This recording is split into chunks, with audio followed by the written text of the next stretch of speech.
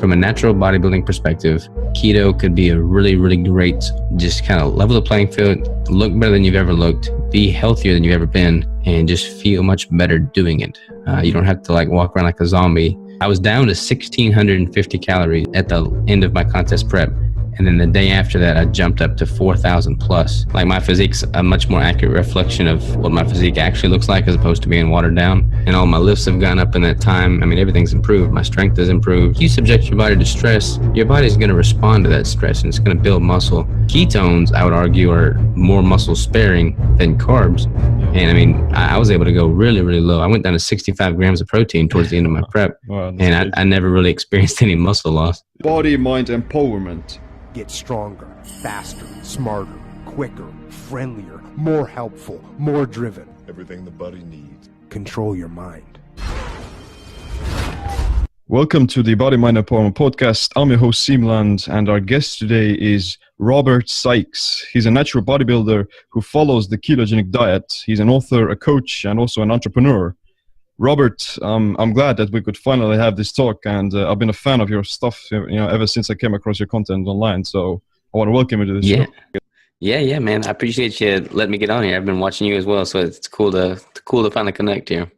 Yeah, like unfortunately we're not getting any video at the moment, but we have the audio, and for everyone who's listening, then you just have to look up Robert's YouTube channel and his physique contest, because the man was just in this amazing shape, and he did it on like a strict ketogenic diet. Am I right?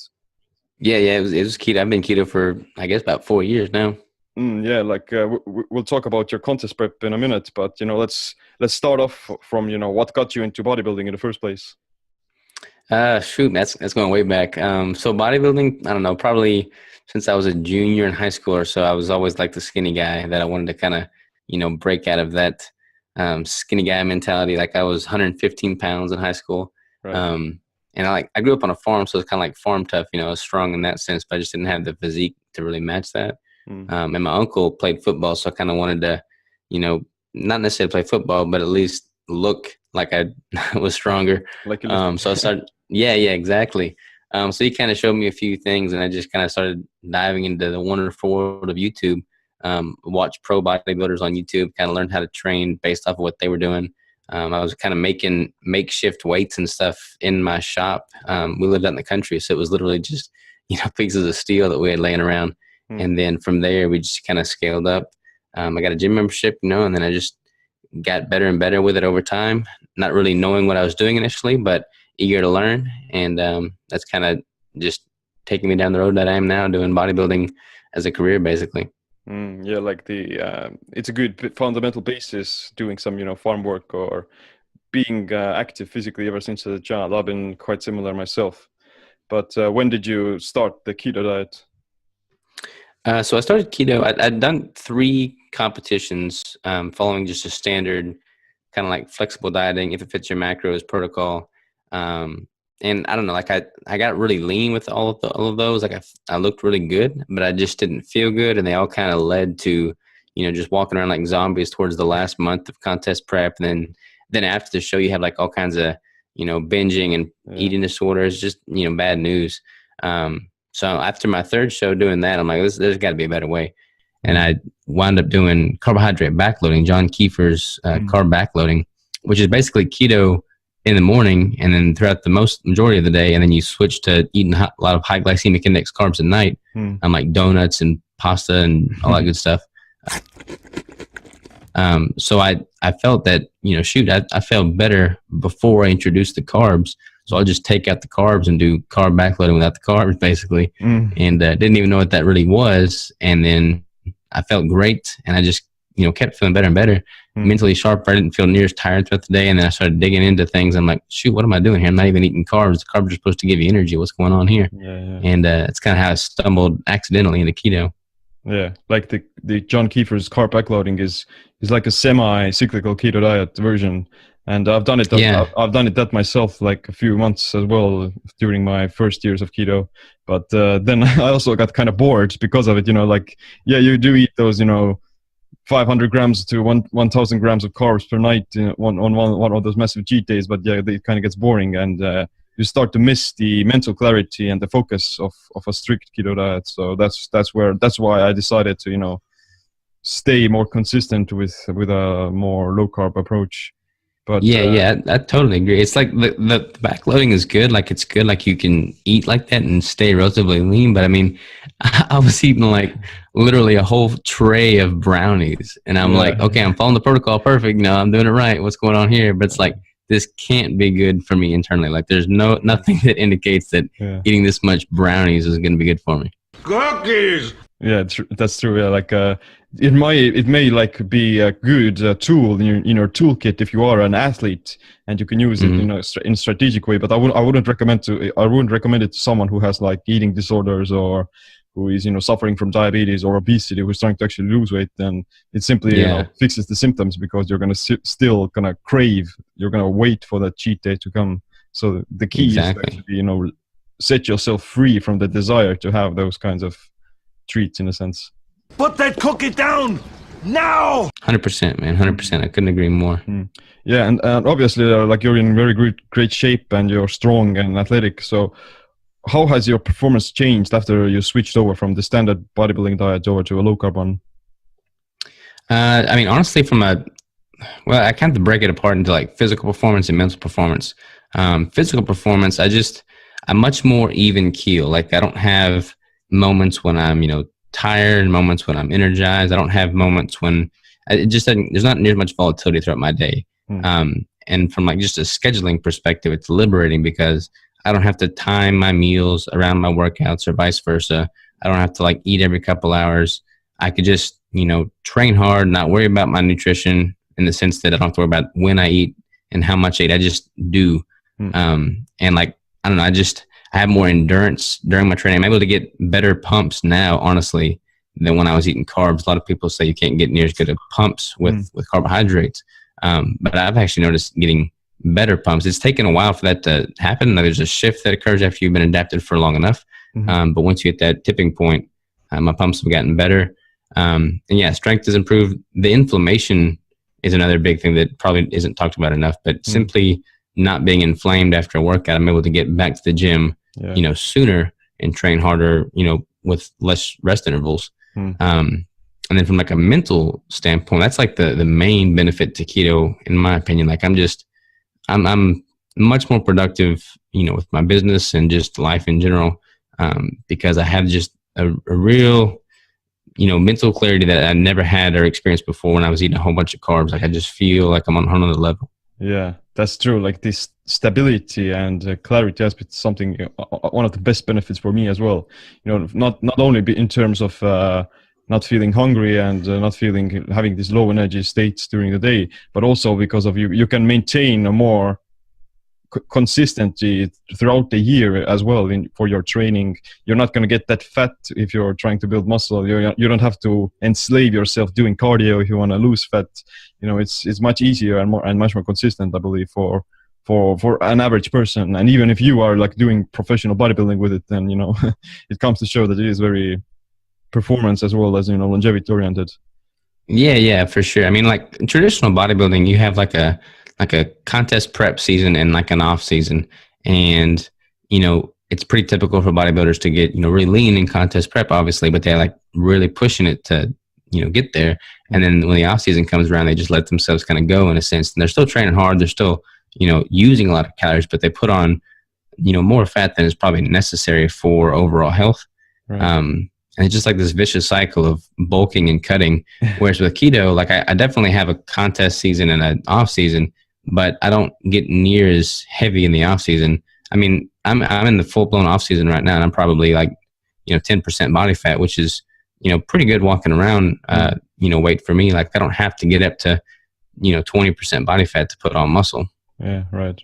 Yeah, and how has your body composition changed after starting the diet? Have you gained muscle? Have you lost fat? Or Yeah, I've definitely gained muscle, lost fat. Plus, I don't hold near as much water, so my physique's a much more accurate reflection of what my physique actually looks like, as opposed to being watered down. They don't have all the glycogen in there, just kind of holding that extra water weight. But yeah, I mean, it's just like my skin is much thinner too, probably in part because of the lack of glycogen and water retention, but just keto in general. Like I think my skin has improved, which has led to, greater vascularity and definition throughout the year. Wow, yeah, that's it's probably like lower levels of inflammation as well. Yeah, for sure. Feel how soft my skin is.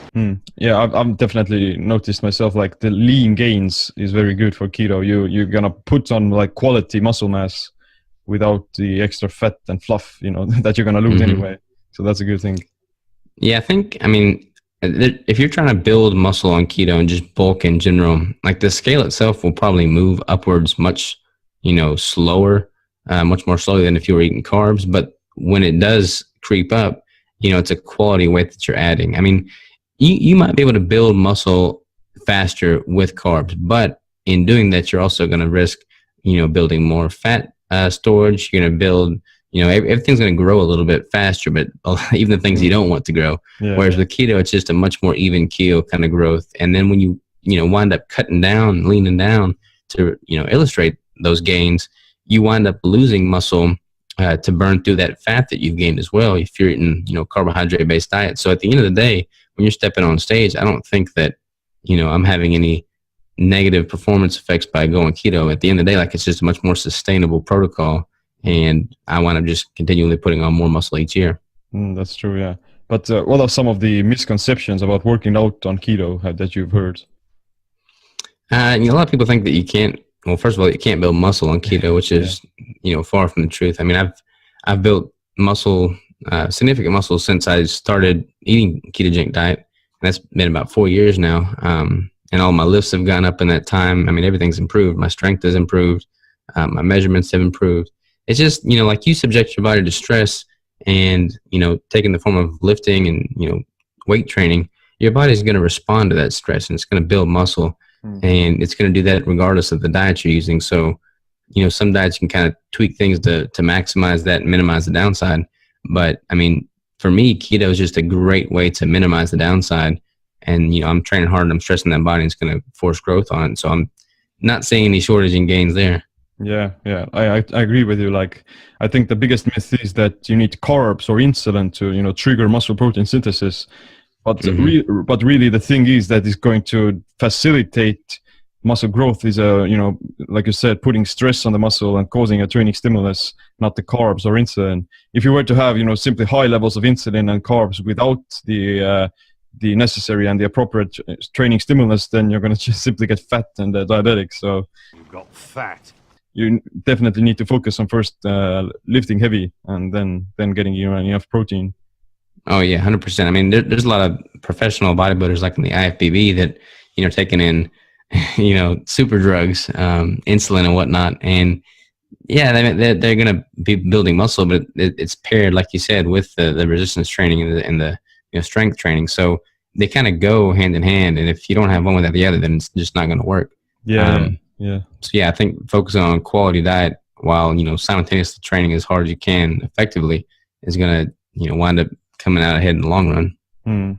Yeah, but that's at the same time, it doesn't come to show that these insulin and carbs aren't useful for building muscle. Like you said, you can use it, but they simply have a different role in the metabolism. And what I've come to find is that like the role of insulin isn't as much about making you anabolic, but preventing you from being catabolic. It's going to help. It's not going to, as much as you help to build your new tissue, but it's going to prevent you from breaking down your already existing tissue. In a sense, it's going to actually stop fat burning. It's going to stop muscle protein breakdown as well. So it's like and that's a great point you said there. Like a lot of people, another misconception, people think like when I was doing my contest prep, I dropped my protein really low and my carbs were pretty much non-existent because it was keto. And a lot of competitors feel that carbs are muscle sparing. If you don't have the carbs there, then you're going to waste away into nothing. But ketones, I would argue, are more muscle sparing than carbs. Yeah. And I mean, I was able to go really, really low. I went down to 65 grams of protein towards the end of my prep. Wow, and I never really experienced any muscle loss. Yeah, if any fitness competitor or a bodybuilder is listening to that, you consume 65 grams of protein, then they're like, oh, I'm going to lose all my gains. It's quite mind-boggling for someone to think about it who comes from a non-keto diet, that you can actually sustain that little protein intake and still maintain your muscle. So what place did you land on in the competition? You won it, right? Yeah. I won my class. I won the overall, and that's when I got the pro card. Yeah, that's quite amazing. Yeah, I and appreciate it, man. but like there are also like other ways of triggering protein synthesis, I believe, without insulin or carbs. And you probably know this, but leucine is also like one of the most potent amino acids that drives protein synthesis. Have you had any experiences with supplementing leucine maybe? Yeah, so leucine is great. That's usually found in higher doses with like the branched chain amino acids. And I don't typically use branched chains in the off season or leucine in the off season, but when I'm doing a contest prep, since my intake is so low, my protein intake is lower, I'll throw in the branched chain amino acids and the leucine just to kind of safeguard myself and ensure that I'm getting everything I need. I'm not depriving myself of anything. So yeah, leucine is great. There's kind of like there's a lot of research coming out now that, it's on the fence about branched chain amino acids. What's your take on that, overall? I generally don't take any BCAAs, but because I think like they're not that effective, especially if you are like on a keto diet, because let's say, for instance, if you're working out on a full stomach, if you eaten something before training, then you're already going to have those branched chain amino acids flooding in your bloodstream from steak, from eggs, from fish, whatever it may be.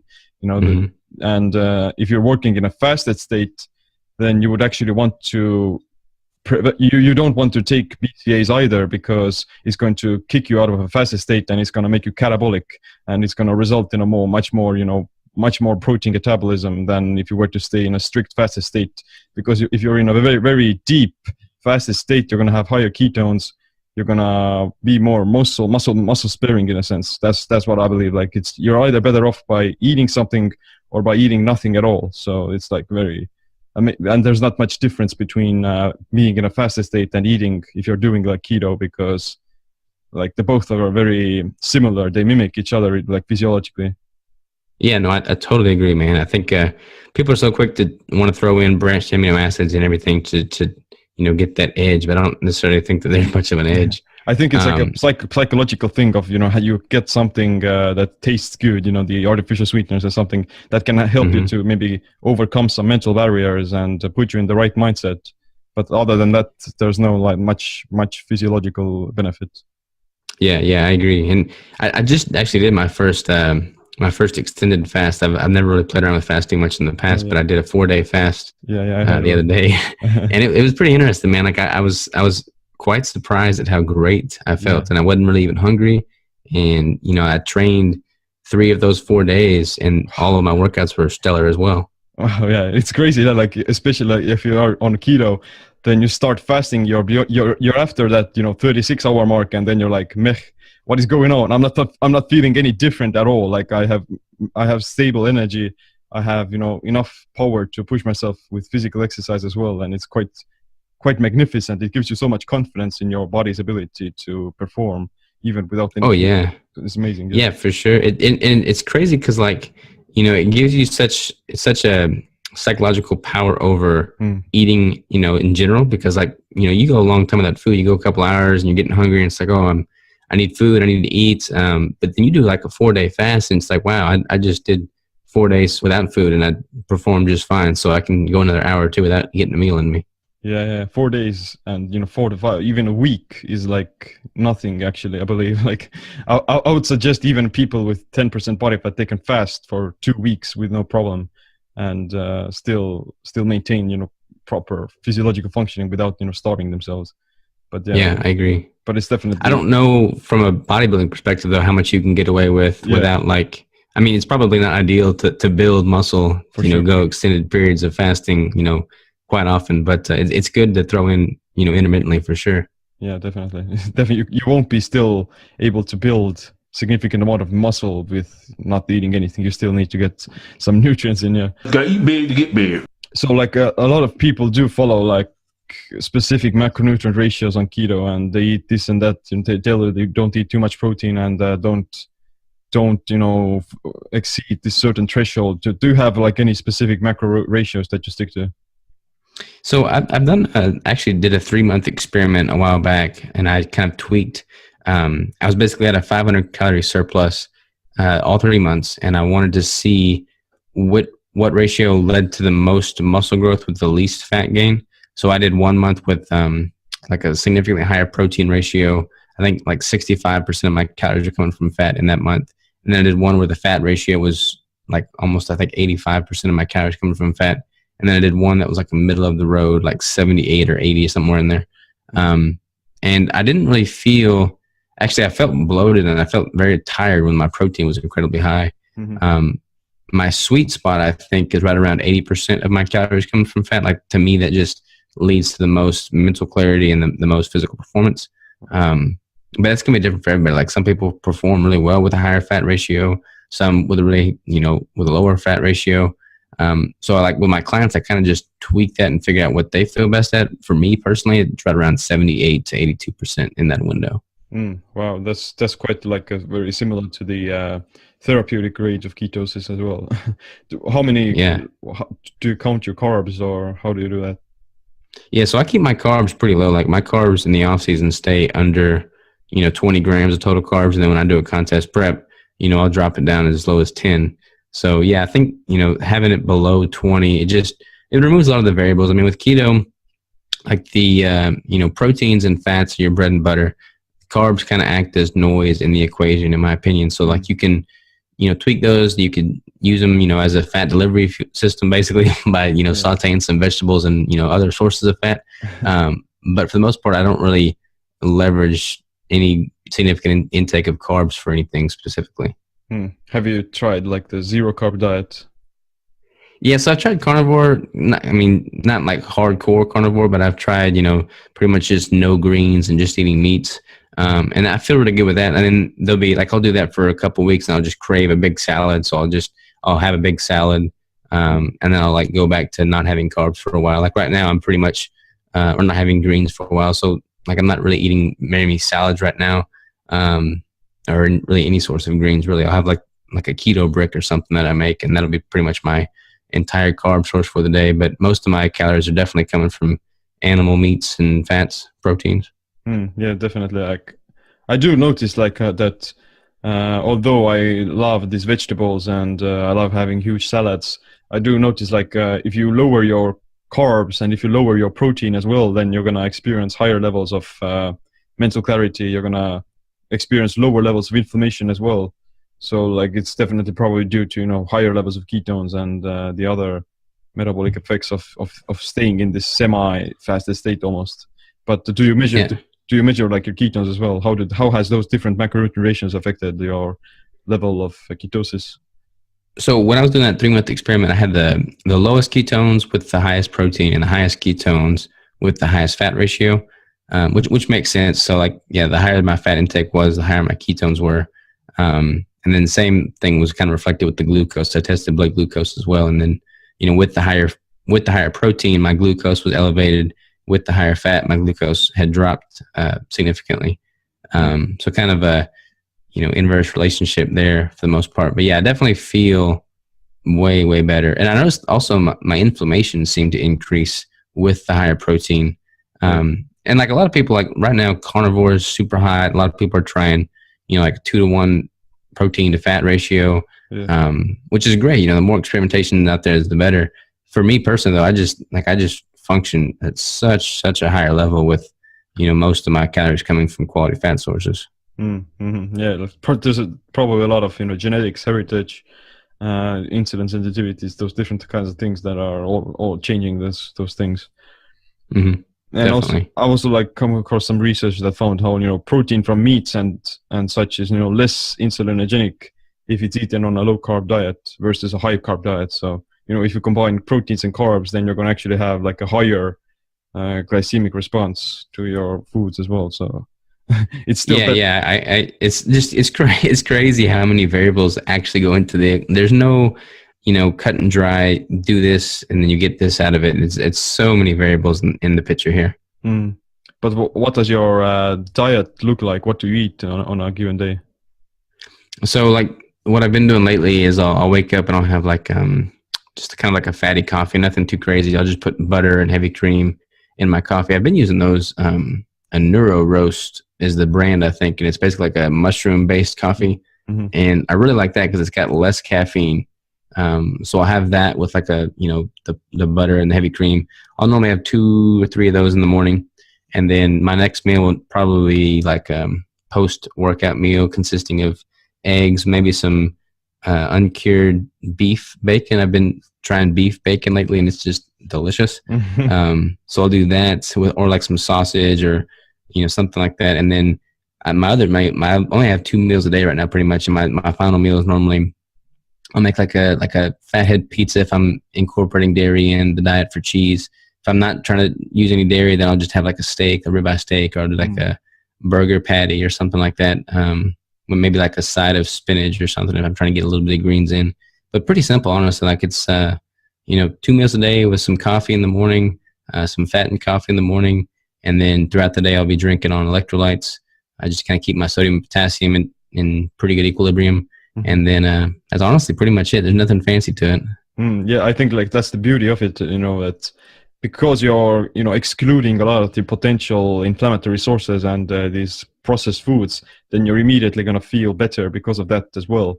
And I also believe like that's the reason why these people who do the carnivore diet or zero carb diet is that, they exclude all the other potential things that that may potentially, give them an inflammatory response. And if you're simply eating meat and water, then there's not much that can cause you this inflammation. And keto is like, in a sense, is more versatile and more diverse version of that, where you're adding in the other beneficial, plants and some other compounds. Yeah, I completely agree. Like just simply removing a lot of removing the variables, at the end of the day, that's what it boils down to. And you do that and you're able to really fine tune your health and nutrition and kind of just really pay attention to how you feel. Like from a digestive standpoint, before I switched to keto and was eating similar foods each day, one day I would have really great digestion. One day I'd have like stomach cramps, stomach aches.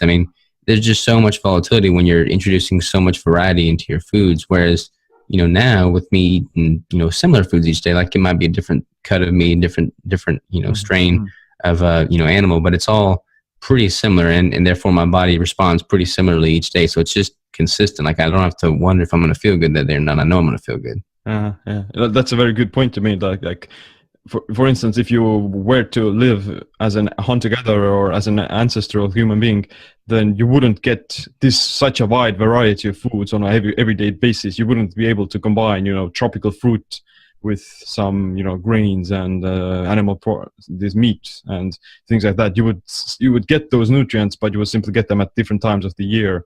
And it's probably our digestive system has evolved to consume or to absorb the nutrients of any given food in the right context as well. You like this combining all these different nutrients and foods together is probably not ideal for digestion, and that's completely.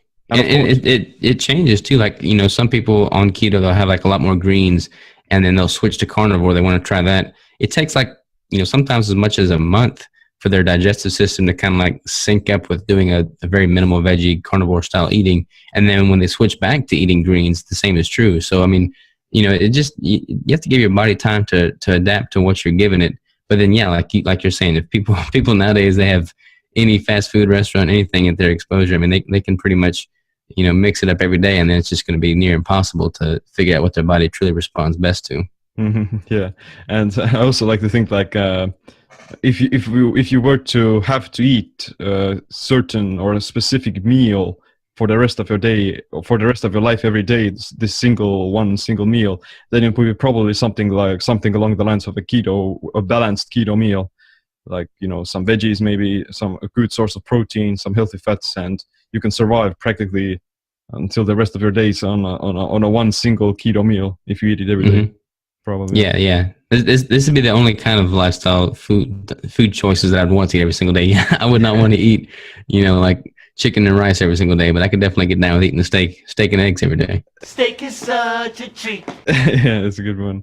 But you're also like you're running this YouTube channel and you make some different recipes on there, and you're also working on creating like sort of a ketogenic meal replacement bar. It's called the Keto Brick.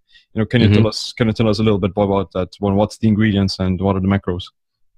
Yeah, so the Keto Brick is kind of an accident for it even becoming a food product, honestly. Like I made it in my last contest prep simply because I wanted to make something that was like a fat bomb that could allow me to hit my fat macros without having to be in a refrigerator. I just wanted something that was shelf stable that I could actually bring to the competition and just have there handy and just, have throughout the prep in general. And there wasn't really anything that exists on the market because, like fat bombs, they're great, but I mean, they have like coconut oil and butter as the base typically, which is going to melt if you take it out of the fridge. So I made this keto brick, and basically it's 1,000 calories.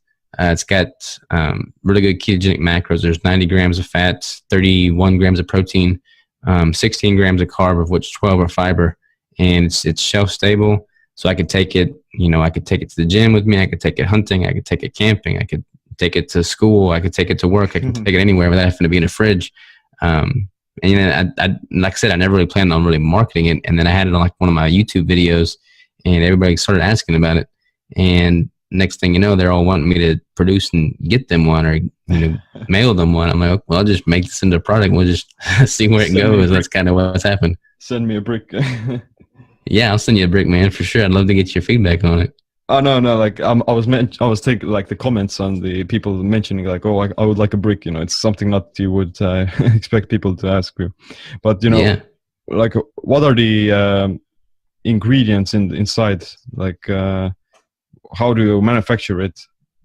So yeah, it's kind of crazy. Like, it's just me manufacturing. Me and my girlfriend are in a kitchen making all these. But it's got cacao butter in there. It's got cacao nibs. It's got like a little bit of coffee. Everybody's worried about the caffeine intake, but it's super super low in coffee. So hardly any caffeine coming from that. It's got what is that? It's got some flax in there. It's got a vegetable based protein powder. Just like a concoction of a couple. I think it's got 7 total ingredients, so nothing crazy. And then just mix with the right ratios to, provide the right fat content, and make it shelf stable. That's pretty much what it is. Oh, it's got some salt too from electrolytes. Oh yeah, for sure. Sounds very interesting, and it probably like as you move along, you're gonna refine it even better, and make like non-caffeine version and low calorie keto bricks as well or something, because I would imagine like it's not going to be ideal for someone who's trying to lose weight on keto because it has like almost 1,000 calories. Yeah, it's people definitely want a smaller version of it. 1,000 just such a round number. I liked it. Yeah, it's like a massive iconic number almost. Exactly. You didn't eat like 1,000 keto bricks during your contest prep every day and still lose weight, did you? No, it's pretty much like 1 brick a day. Like a typical day of incorporating the brick would be, like my morning coffee, and then have like the brick with like a can of sardines or something, get a little more protein in. So like a can of sardines and olive oil with the brick for like my first meal, and then like a steak or something as my last meal. That's like a perfect day of eating for me. Right, the steak! It's true that you can't have unlimited amounts of fat on keto and still lose fat. But at the same time, there are many people who have done these, crazy 5,000 calorie keto diets and not still getting any weight. So, and I remember you did something similar, like a high calorie diet experiment. How many calories did you eat? Yeah, so I did 4,000 calories a day I documented it for 21 days straight, and then I actually did it for like 2 months, I think. And I was like, Jason Whitrock did it prior to me, so I saw his videos, and I'm like, man, I got to try this, because I did it. I started doing it the day after my competition. So I was at an incredible deficit, and I basically was trying to test, because with like I said, typical bodybuilding diets, you go into a really negative post-show rebound, gain a lot of fat, and you kind of develop eating disorders. I kind of wanted to take it to the extreme and see if I would have those same negative effects with keto post-show. So I was down to 1,650 calories at the end of my contest prep. And then the day after that, I jumped up to 4,000 plus for 2 months straight. And I wanted to document and see how my body responded.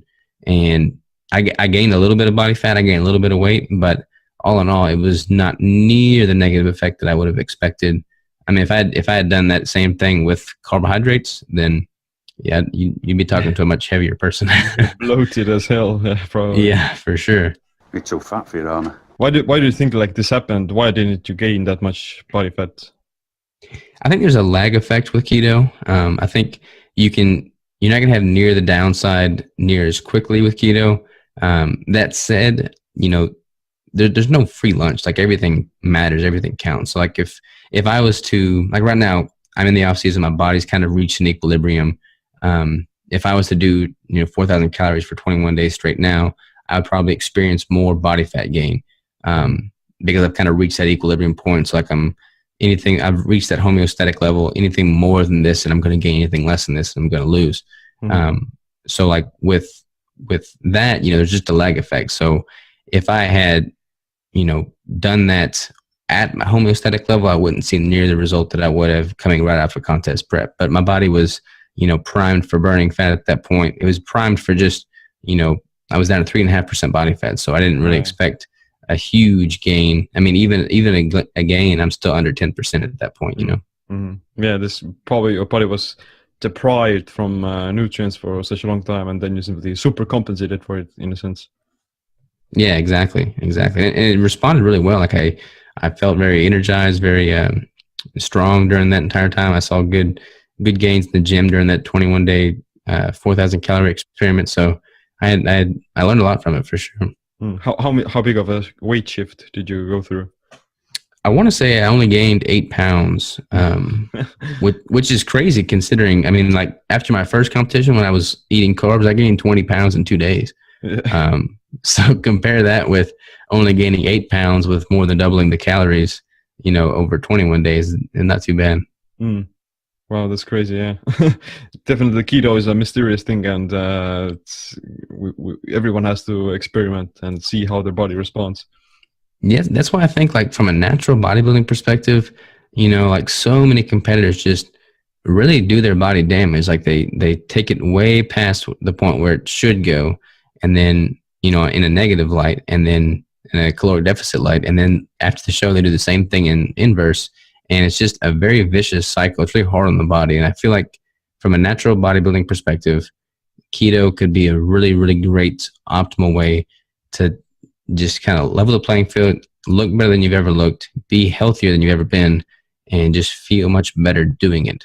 You don't have to like walk around like a zombie at the end of your prep. You're still going to be hungry. It's not going to be like, simple. It's not going to make it perfect, but it's just going to make it much more sustainable and make the sport much healthier in the first place. Yeah, I totally agree. Like maybe let's like walk us through like how did you prepare for your contest? How long did you diet it, and how did you change your training and diet throughout this entire process? Yeah, so my training honestly doesn't really change that much as I go into a contest prep. I try and lift as heavy as I did in my off season. A lot of people want to start lifting lighter weights for more reps when they go into a contest prep. I believe that the heavier you go, the better. If your body, for instance, if I'm doing 405 pounds for squat in the off season for reps, and when I start doing a contest prep and my focus shifts from building muscle to just maintaining as much muscle as possible, and I decide, okay, I'm not going to do 405, I'm going to do 205 now. I'm just going to do more reps. Your body's going to recognize that, okay, we don't need to have this muscle to be able to lift 405. So we're at a caloric deficit right now. Let's go ahead and steal from the muscle to feed the body and kind of try and maintain that homeostatic level. But if I'm constantly putting 405 on my back and doing that throughout my entire prep, it's still needing that demand. So I'm able to maintain a lot more muscle. So my training stays pretty similar. I'll incorporate more drop sets, more supersets, just a little bit more intensity, a little bit more cardio, but nothing too crazy, drastic change there. Nutritionally, I slowly taper my calories. I keep a fat ratio pretty high. One thing that I feel is pretty counter to what is typically done is I make protein my most manipulated variable. So rather, like my carbs are already low since I'm keto, rather than trying to drop my fat down, I keep my fat relatively high and drop my protein down throughout the course of the prep, because my body's, my primary focus, like I said, shifts from building muscle to maintaining muscle. So by dropping that protein, my fat ratio is inherently going to get larger. I'm going to produce more ketones. I'm going to be more muscle sparing, and I'm not really going to experience much of a muscle loss. Wow, yeah, that's a good point. You have to maintain this signal that says to your body that you need that muscle, because your body's going to, as long as you don't have enough energy, then your body simply wants to get rid of the unnecessary tissue that you don't need. And if you're not lifting heavy, then you're telling your body that you don't need it anymore. And one of the it's actually more important to lift heavy while cutting, because it's your body's already in this state where it's wanting to get rid of the excess. And how much cardio did you do? I honestly didn't do that much. Like I did the Stairmaster. That's the only form of cardio I did. I only did 20-minute sessions. I've never really been a fan of just totally killing myself on the cardio machines and low intensity for hours. I never really seen eye to eye with that. So I just like 20-minute sessions on the Stairmaster, and I gradually scaled that up throughout the prep. And like 1 week I would, increase the intensity level by another level or by another minute. And then the next week I'd, give it another small bump, and just basically slowly titrated that up throughout the course of the prep. Yeah. Like losing weight is much easier if you focus on weights rather than cardio, because you're gonna get skinny fat almost if you just do cardio. Yeah, 100%, man. And like the weights get harder. Like when you're taking in less calories, like that 405, it becomes heavier and heavier seemingly, and that's when it becomes hard.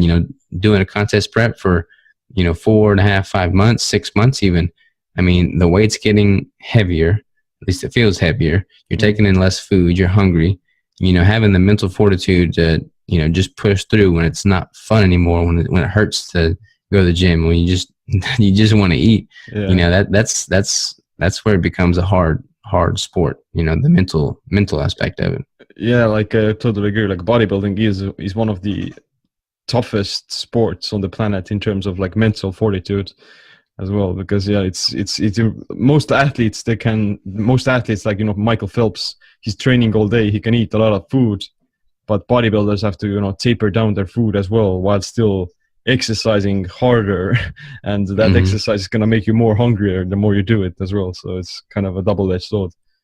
Yeah, it's a very unnatural. I mean, like from a biological standpoint, like your body does not want to do what you're subjecting it to. Like it doesn't want to train harder and eat less, and it just wants to maintain like a level of comfort. And bodybuilding is everything but comfortable. But that's the beauty of it. Like I love the challenge of knowing that I'm doing something and succeeding at something that very few people have ever tried or ever will try.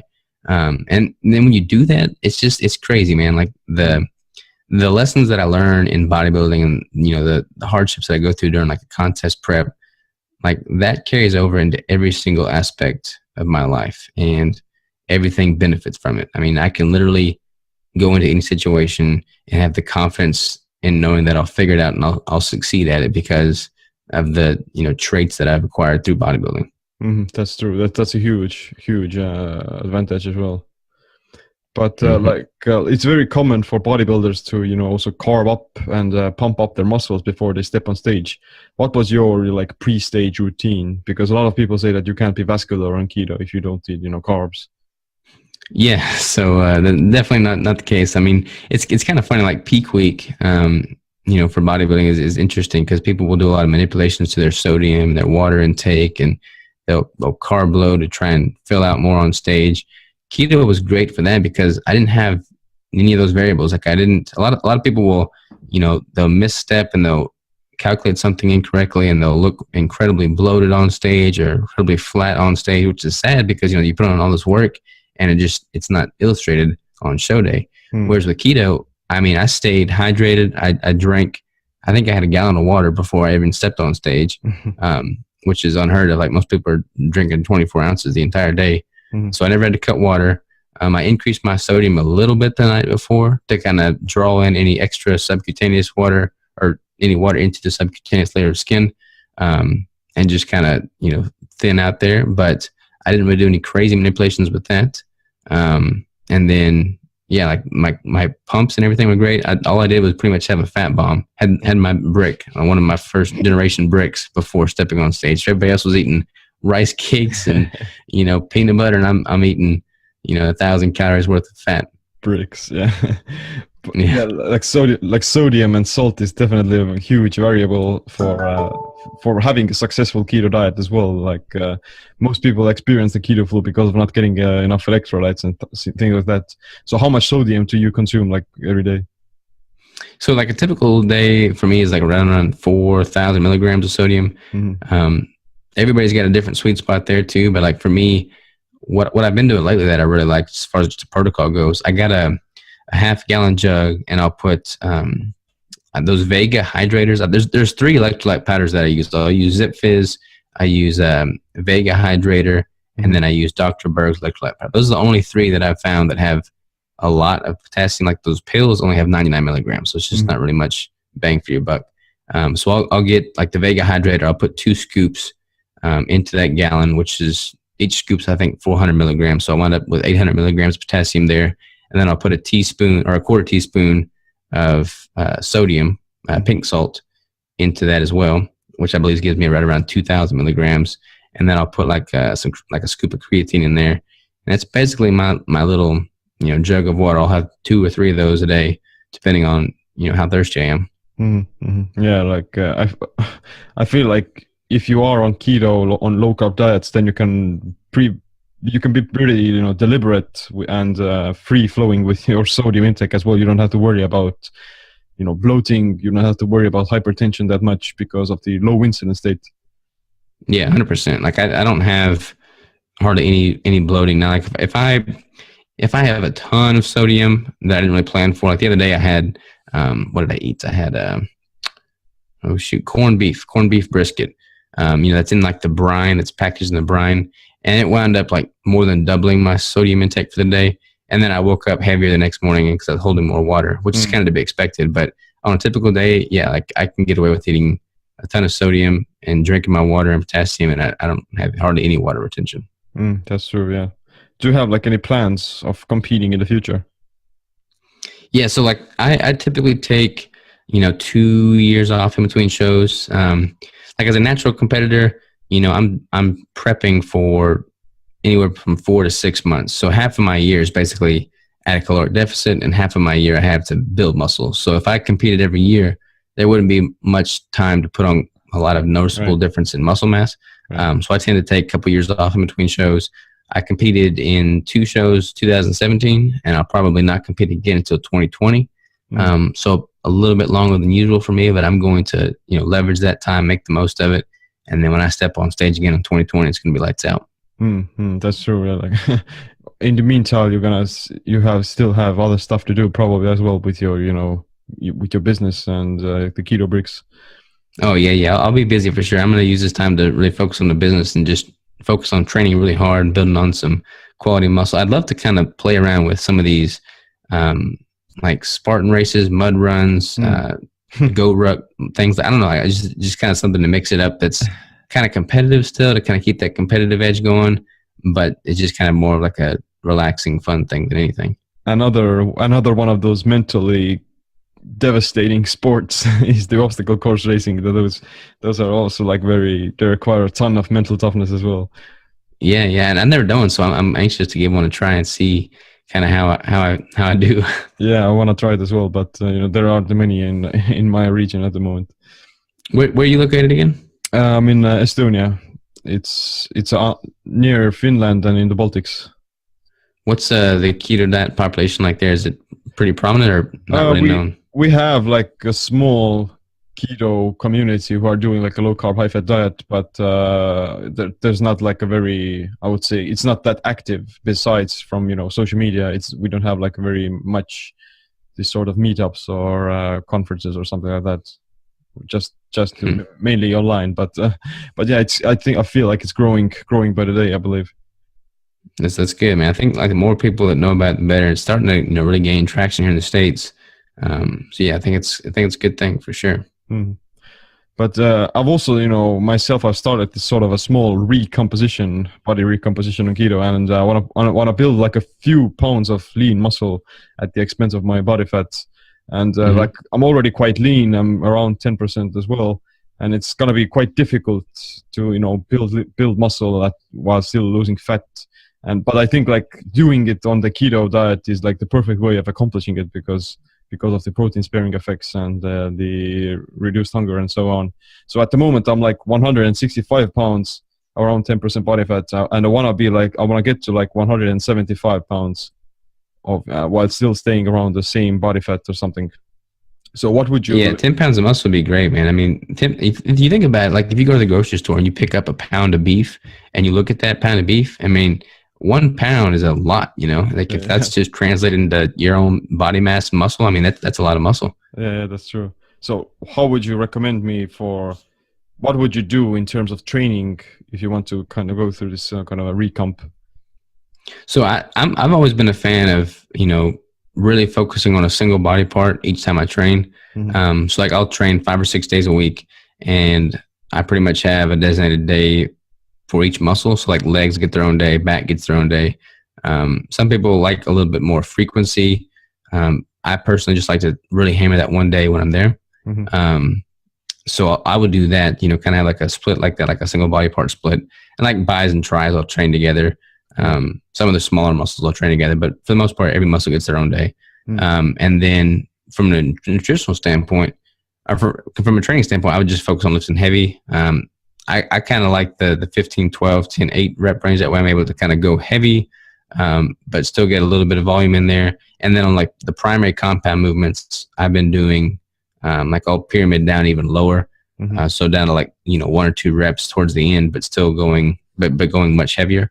And then I've been kind of playing around with this rotational protocol of incorporating like a explosive day on certain movements, a higher volume day, and then just a strength day on just the 4 primary compound movements, like your squats, bench, deadlift, and overhead press. That way those 3 primary muscles are getting worked and trained very differently. So I like doing that. And then from a nutritional standpoint, I would focus on, you know, if you have a higher fat ratio and you tolerate that well, then like kind of with that lag effect, you're able to take in a little bit more of a surplus and kind of minimize a lot of the negative downside. So what is your baseline caloric intake? You have any idea? I usually consume like 2,000 to 2,300, somewhere around there. Like, yeah, and if I do plan on working harder or working out harder on a specific day, then I might increase it by, you know, a very small amount, like 300 calories or something like that. So I would try and just like, you know, stay consistent with like right around 2,500, whether you're training or not. Just kind of like have a consistent caloric intake, and then just train hard. And if you do that, kind of get like a baseline established, go from there. But if you're typically taking in 2,000 to 2,300, you bump that up to 2,500 and just are consistent with it, and it's coming from a higher fat ratio and just focused on training hard, I'd be willing to bet that you would see a lot of those body recomps come into place. Yeah, that's true. That's true. Consistency is probably the biggest variable for all kinds of gains. Yeah, a lot of people, they just want to kind of mix and match a lot of things all at the same time, like have, you know, days that are high, days that are low, days that they're doing more carbs or less carbs. It's just, for me, I like to just keep everything as concise and consistent as possible, and just change one thing at a time and be very small with those changes, and then really pay attention to how my body responds. That's a good piece of advice, and constantly be experimenting with something. I think that's another important one. Everybody want to be a bodybuilder, but don't nobody want to lift no heavy ass weight. Absolutely. I'd also be interested to see, you know, how maybe these exogenous ketones could potentially substitute for a caloric deficit, because, you know, there's a lot of new research coming out that shows how maybe these ketones, they can actually trigger protein synthesis. You know, I talk with Ryan Lowry, who from the ASBI, and he said that, you know, there is some evidence showing that they can stimulate muscle growth almost, and it's quite crazy. Yeah, honestly, I mean, there's so much coming out right now. I don't know where I stand on it, to be honest. I mean, there's one argument that if you're giving your body exogenous ketones, then what compels your body to produce its own endogenous ketones, and therefore, you know, that makes sense to me too. So like if my goal is to lose body fat, I might not want to increase exogenous ketone intake, because then that would kind of be hindering my body's own abilities. Yeah. So I get that argument, and then I get the same argument of, you know, if you take exogenous ketones, which is basically another fuel source, and you're putting in more output, then you're going to be able to, you know, have an improved composition standpoint there. I honestly haven't experimented enough with it myself to know. I know that a lot of benefit from the ketone salts are just going to be coming from the electrolytes in general. Like they have a pretty good electrolyte profile. So a lot of people feel really great on them. And more often than not, it's just simply because they're getting enough electrolytes in. Yeah, it's true. Like there's a difference between endogenous ketones coming from your body fat and the exogenous ketones coming from those BHB salts.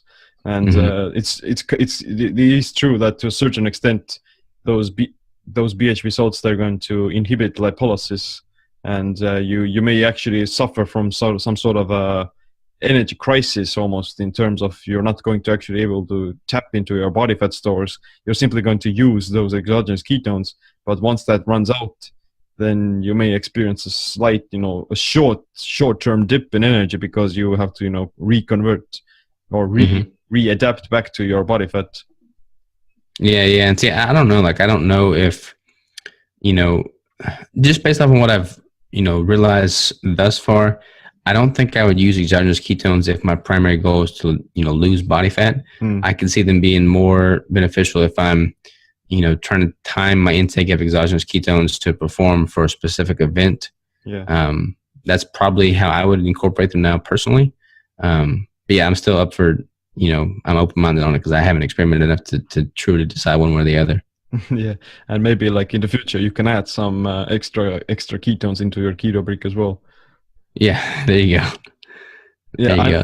The esters too. The esters are coming out, and I don't really know, because they're not really commercially available. There's a couple places you can get them, and I've tried them, but I'm interested to see how those affect the market. How did they affect your keto levels? Oh man, they shot through the roof. Like I had, I think, 2 millimolar or something. I don't remember. It was pretty low. It might have been even less than that. It might have been less than 1. And then I had like 60 grams of exogenous ketone esters, and it shot up to like 4.5 or 4.8 or something within 15-20 minutes. Wow. Yeah. So those things are a different class than just these BHB salts.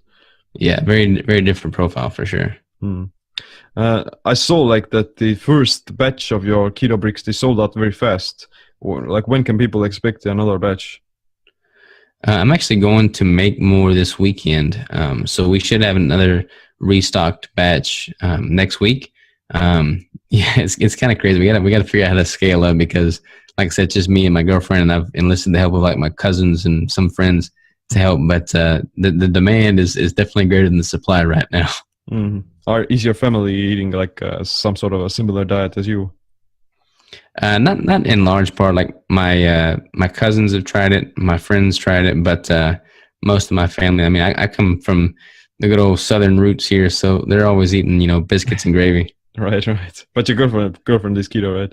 Yeah. She's keto. She's actually prepping for her first competition in 3 weeks, and she's doing that all keto. She's been keto for, I guess about 2 years now, and so I'm prepping her for this show, which is cool because it's cool to see the difference between how females and males respond to the diet from a contest prep standpoint. But yeah, she's doing great. Like, she's speaking of muscle sparing effects of ketones, I've got her all the way down to 30 grams of protein right now, and we've gotten body scans every 2 weeks, and her muscle mass hadn't dipped at all, and her PRs on her lifts have all stayed constant. Like, she hasn't dropped in weight there either.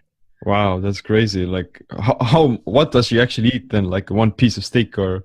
Yeah, pretty much, man. It's pretty small right now. So she'll have like fatty coffees in the morning, and then she has like she's pretty much like the 1 meal a day approach, and she's got like ground beef. She makes like a burger patty with some eggs and a little bit of cheese, and then she'll have like some volume stuff, like low calorie volume stuff throughout the day. But for the most part, all of her calories are pretty much in that one meal. Wow, that's quite definitely will probably be well worth it if she gets into one of the best shapes of her life. Yeah. She's leaner now than she's ever been. And it's crazy because like she's been prepping for 20 weeks, 21 weeks. And like females, going back to that lag effect with keto, that really, really happens with females. Like they'll be at a caloric deficit for much, much longer, and their scale won't be changing that much, oftentimes. But then that doesn't necessarily mean their body composition is not changing. Like every single week we take pictures, and she's improved there, but her scale hasn't changed. Then here lately, these past couple of weeks, there's been like a steady drop in the scale. So it just seems to take a little bit longer for the body in females to really take hold of the caloric deficit and respond to it. And she's also strong as well, I believe. Like I've seen a few of the Instagram videos, and she's lifting. Oh yeah, she's a beast. She's a beast, man. She squats like 245. She's hit 255, I think, and then she's bench pressing 135 for reps and deadlifting. I think she's got to 285 on deadlift. Awesome. Like, where can people like learn more about you and your journey? Yeah, so I'm Keto Savage. That's pretty much where everything's branded. All my social media is Keto Savage. My website's Keto Savage. Podcast is Keto Savage. The Brick has got its own website, ketobrick.com, and that's going to be where we, sell those through whenever they're in stock. Yeah, awesome. Yeah, looking forward to it. And I'm going to ask you my last question, which is going to be like, what would be this one single piece of advice or habit that you wished you'd adopted earlier that improved your body and your mind? That's a good one, man. That's a good one. Honestly, just like self-experimentation and not being, paralyzed by the whole paralysis analysis symptom, which is common with, lifting. It's common with training. It's common with nutrition, and it's common with business. I am a perfectionist at heart, so I always want to be perfect, and I want to put myself out there in a perfect light. But everybody's different. Everybody's going to respond differently. So, you might have a perfect protocol laid out for you. Your body and your mind might not work with it.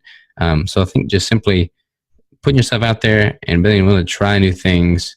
And I mean, it sounds so cliche, but it's true. Like you just gotta jump in and see what responds well to, see what resonates with you, whether it's like a certain training protocol. Some people might do a lot better with lower weight and higher frequency, whether it's certain nutrition protocols. Some people might be better with carnivore. Some people might be better with, a little bit more greens. And then that carries into business too. Like I didn't have a clue what I was doing when I started doing the business stuff I am, but I've kind of learned as I've gone and just continue to refine the process day by day. So that's just life. That's an amazing piece of advice. Like constantly try something new, and then to not get stuck in your own to not get stuck in your own way of doing things, and to reassess and readapt. So. Yeah, 100%, man. Like I honestly believe being open-minded is huge. Like I think that I can learn something from every single person in this world, and being open-minded to that it ensures that you don't ever become stagnant. Right. And like, what are you gonna train today? What you gonna work up with? Actually, I went this morning. I trained. When did I train today? They all kind of run together. I did shoulders today, so nice. Today was shoulder day. I threw in some calves. I train calves pretty much every day. That's one thing that I do recommend higher frequency on. But yeah, good shoulder day. And what's the post-workout nutrition gonna be? I'm going to have. I'm thinking about making like getting some of those portobello mushrooms and then making like a portobello mushroom burger. So like use the portobello mushrooms as the buns basically, and then have the burger patty in there, and then fill that up with all kinds of goodness. Nice. Yeah, I've tried like these champignon mushrooms as well. Like when you fill it up with some either some bacon strips or some blue cheese, and cook it in the oven, and it's gonna be delicious. Oh yeah, I love mushrooms. Don't cut it out. Yeah. But yeah, well Robert, thanks for coming onto the show. Definitely enjoyed talking to you, and I'm still amazed by how well you're going to still be able to perform on what kind of a diet you're doing, and looking forward to your future, everything you do, basically. Yeah, no, man, I really appreciate the opportunity. It's been a pleasure for sure. And yeah, I mean, I really believe in this lifestyle. I think it's changed my life. It's helped a lot of people. So the more people that know about it, I'm all for anything I can do to spread the word. You just let me know. Awesome. We'll definitely probably have some sort of another episode in the future. Sounds good to me, man. Just let me know and we'll make it happen. That's it for this episode of the Body, Mind, Empowerment podcast. If you want to support us, then I would greatly appreciate it if you could leave us a review on the iTunes or the other social media platforms. Definitely check out the show notes for the topics that we discussed in this episode. Thanks for listening. My name is Seem. Stay tuned for the next episode. Stay empowered.